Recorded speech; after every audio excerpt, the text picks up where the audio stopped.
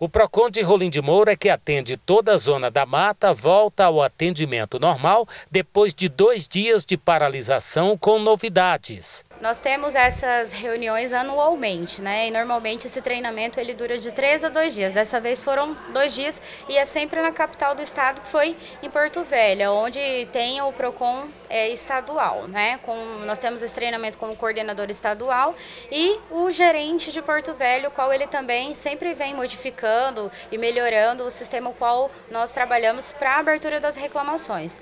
O enfoque principal ele é sempre baseado no ano anterior, onde é analisado qual é a principal deficiência e lá a gente tenta sanar e todo ano tem novidade.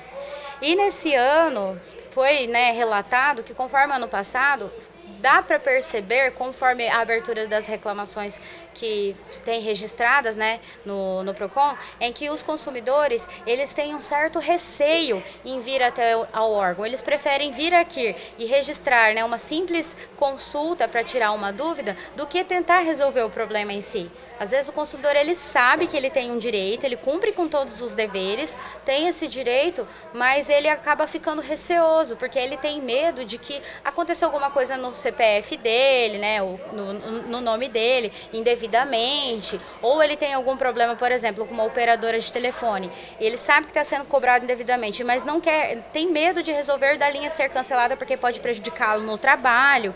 E o nosso enfoque principal é fazer com que as pessoas, a população, elas entendam que o Procon ele é um órgão administrativo e não uma via judiciária. É um órgão da justiça, mas ele não é da via judiciária. Então a intenção do Procon, primeiro, é tentar um acordo extrajudicial.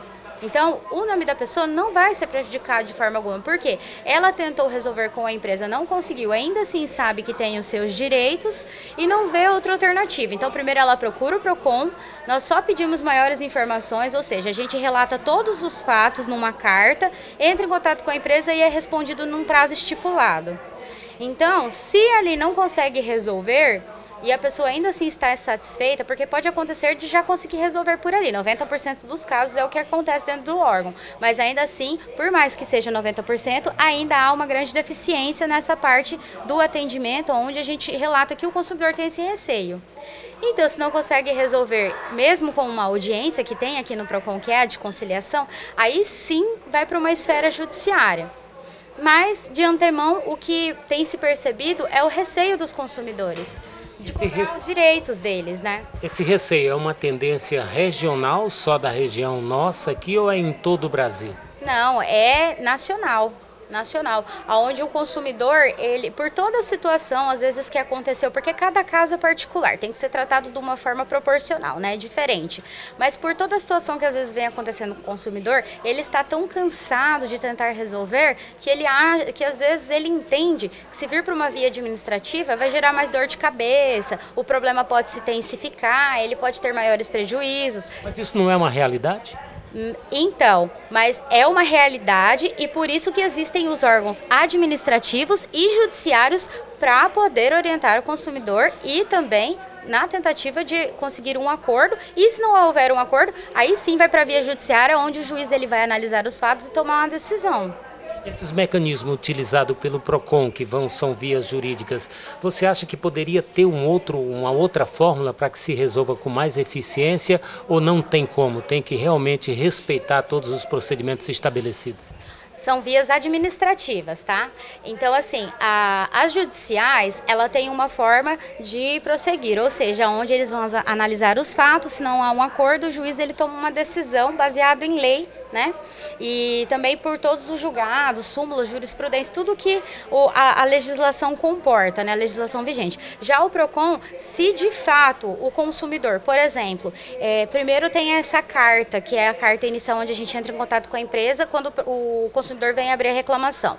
Se não resolve nessa carta, o próximo passo seria marcar uma audiência. E lá consta que o dever do consumidor foi cumprido e que o direito dele é garantido conforme o Código do Consumidor. Está escrito expresso, entendeu? E nós conseguimos toda a comprovação pela documentação que o consumidor nos apresentou. Então, se em audiência, mesmo assim a empresa ainda se nega a cumprir a lei, nós fazemos mais uma tentativa, que é reagendar a audiência, solicitando que a empresa faça a reanálise dos fatos e deixa claro, o consumidor ele tem o direito, o Código do Consumidor ele é impositivo, ele deixa claro. Então, se o fato dele se enquadrou em lei e a empresa mesmo assim ainda não apresentou uma proposta de acordo, então nós reagendamos. E aí, se nessa segunda tentativa de audiência não consegue resolver, nós fazemos a ata, né, que as partes compareceram e deixa claro que o consumidor de fato tem aquele direito e que a empresa não atendeu. E aí, o que acontece? Vai chegar lá na via judiciária, essa documentação do órgão já serve como um respaldo na justiça. Por quê? Eles não vão ter que iniciar desde a estaca zero, né, via judicial. Já tem aquele respaldo onde tem toda a documentação que comprova que o consumidor tem aquele direito e que ele não foi atendido numa tentativa extrajudicial. E aí sim, lá o juiz vai fazer a análise e vai fazer a decisão final.